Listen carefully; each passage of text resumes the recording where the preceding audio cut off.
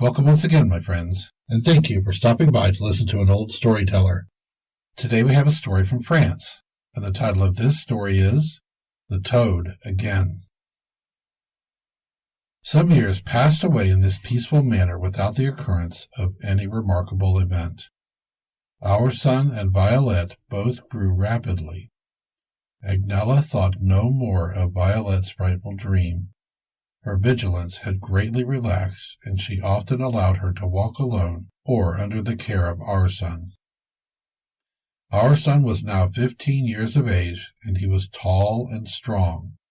No one could say whether he was handsome or homely, for his long black hair covered his body and face entirely.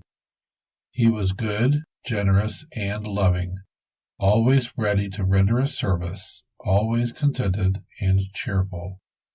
Since the day when he had found Violet in the wood, his melancholy had disappeared.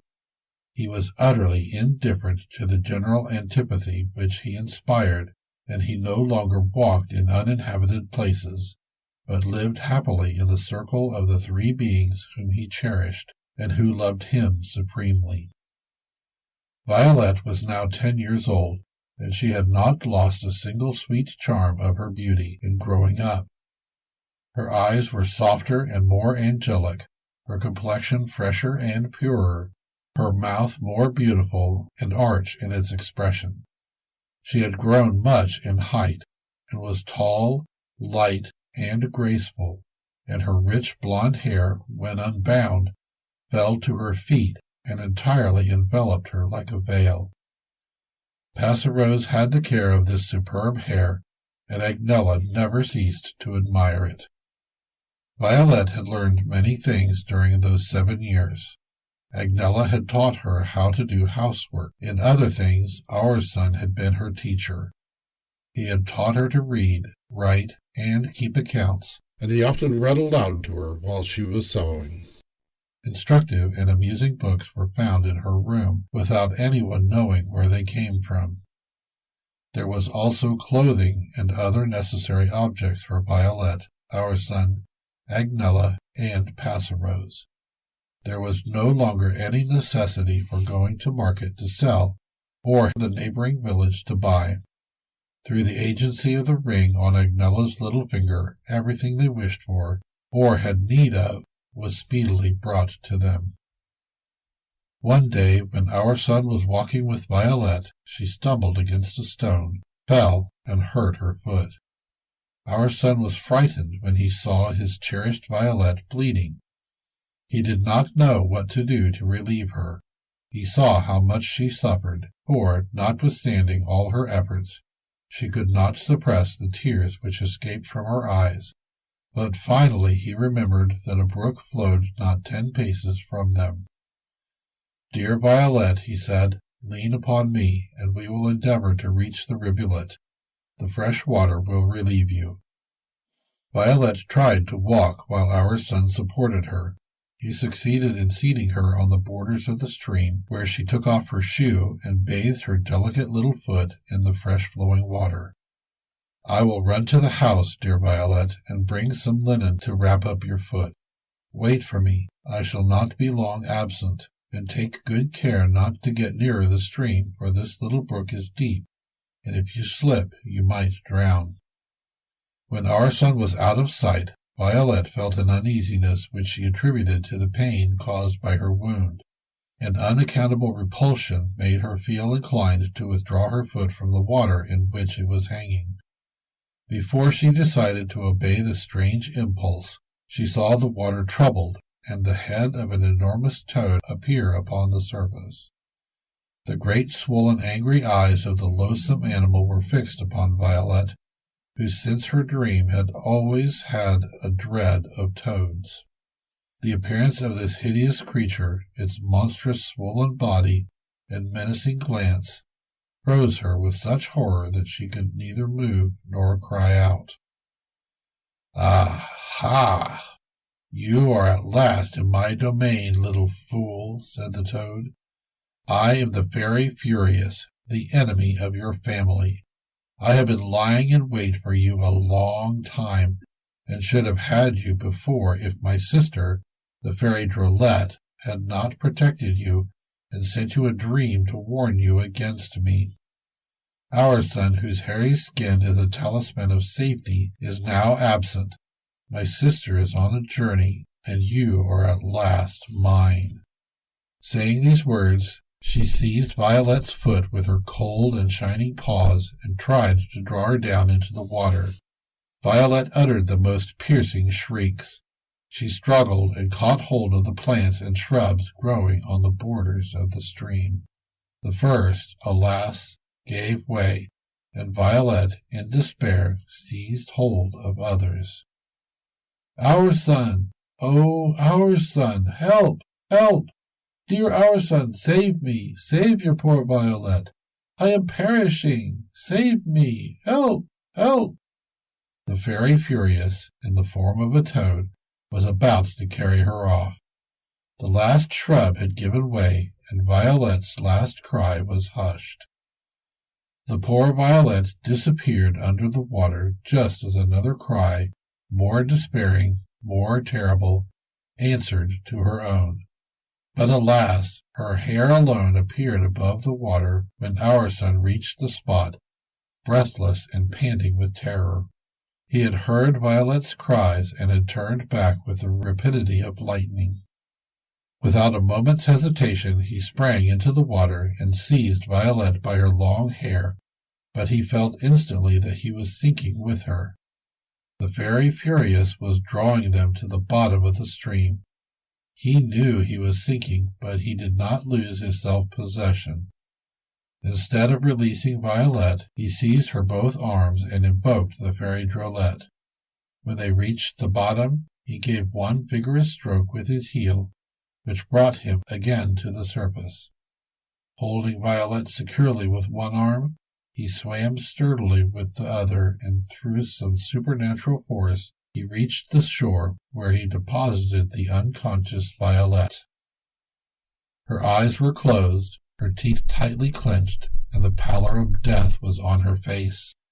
Ourson threw himself on his knees by her side, weeping bitterly. Brave Ourson, whom no dangers could intimidate, no privation, no suffering could master, now wept like a child. His sweet sister, so well beloved, his only friend, his consolation, his happiness, was lying there motionless, lifeless. Ourson's strength and courage had deserted him, and he sank down without consciousness by the side of his beloved Violet. At this moment a lark flew rapidly up, approached Violet and Ourson, gave one stroke of her little beak to Ourson, and another to Violet, and disappeared. Ourson was not the only one who replied to the shrieks of Violet. Passerose had heard them, and then the more terrible cry of Ourson which succeeded them. She ran to the house to apprise Agnella, and they both ran rapidly toward the stream from which the cries for help seemed to come. In approaching, they saw with surprise and alarm that Violet and Ourson were lying on the ground in a state of unconsciousness. Passerose placed her hand on Violet's heart and felt it still beating. Agnella ascertained at the same moment that Ourson was still living. She directed Passerose to take Violet home, undress her, and put her to bed while she endeavored to restore consciousness to Ourson with salts and other restoratives before conducting him to the farm. Ourson was too tall and heavy to be carried, while Violet, on the contrary, was light, and it was easy for Passerose to carry her to the house. When she arrived there, she was soon restored to animation. It was some moments before she was conscious. She was still agitated with a vague remembrance of terror, but without knowing what had alarmed her. During this time, the tender care of Agnella had restored Ourson to life. He opened his eyes, gazed tenderly at his mother, and threw himself weeping upon her neck. "Mother, dear mother," he exclaimed, "my Violet, my beloved sister, has perished." "Let me die with her." "Be composed, my son," replied Agnella. "Violet still lives. Passerose has carried her to the house and will bestow upon her all the attention she requires." Ourson seemed to revive on hearing these words. He rose and wished to run to the farm, but his second thought was consideration for his mother, and he restrained his impatience to suit her steps. On their way to the farm, he told his mother all that he knew of the events which had almost cost Violet and himself their lives. He added that the slime from the mouth of the Fairy Furious had left a strange dullness in his head. Agnella now told him how Passerose and herself had found them stretched unconscious upon the border of the stream. They soon arrived at the farm, and Ourson, still dripping, rushed into Violet's presence. On seeing him, Violet remembered everything, and she sprang towards him. She threw her arms around him and wept upon his bosom. Ourson also wept, and Agnella and Passerose were both in tears. It was a concert of emotion, enough to soften all hearts. Passerose put an end to it by crying out, "Would not one say, that we were the most, unfortunate people, in the universe? Look at our poor Ourson, wet as a water reed, bathing himself in his own and Violet's tears. Courage, children, courage, and happiness. See, we are all alive, thanks to Ourson." "Oh, yes," interrupted Violet, "thanks to Ourson, to my dear, my well-beloved Ourson. How shall I ever repay him for all I owe him? How can I ever testify my profound gratitude, my tender affection? By loving me always as you do now, my dear Violet, my sister. Ah, if it has indeed been in my power to render you some little service, have you not changed my whole existence? Have you not made me gay and happy? Me who was so wretched and so miserable before? Are you not every day and every hour of the day the consolation and happiness of my life and of that of my excellent mother?" Violet was still weeping, and she answered only by pressing more tenderly to her heart her Ourson, her adopted brother. "Dear son," said his mother, "you are dripping wet. Go and change your clothing. Violet has need of some hours' repose. We will meet again at dinner."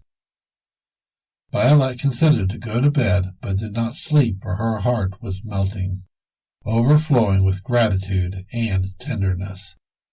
She sought in vain for some means of rewarding the devotion of Ourson. She could think of no other way than that of trying to become perfect, so as to increase the happiness of Ourson and Agnella. Thank you once again for listening to this story. If you enjoyed this story, please press that like button. Also, please help an old storyteller out by subscribing to my channel. The next story will be posted in a few days, so until then, may your story continue to be a good one.